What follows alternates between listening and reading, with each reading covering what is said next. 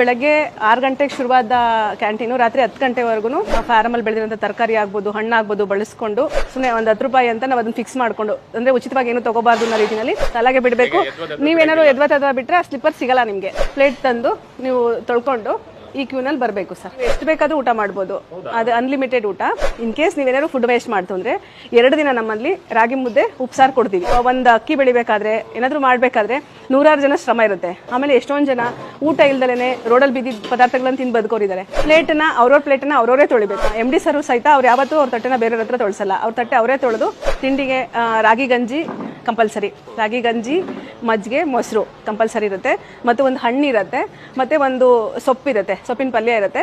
ಮತ್ತೆ ತಿಂಡಿ ರೊಟ್ಟಿ ಮಾಡಿದ್ರೆ ರೊಟ್ಟಿ, ಕುರ್ಮಾ, ಚಟ್ನಿ, ಅದ್ರ ಜೊತೆಗೆ ಒಂದು ರೈಸ್ ಐಟಮು ಅಥವಾ ಅವಲಕ್ಕಿ. ಮಧ್ಯಾಹ್ನ ಊಟಕ್ಕೆ 2 ಥರ ಪಲ್ಯ, ಮುದ್ದೆ ಮ್ಯಾಂಡೇಟ್ರಿ.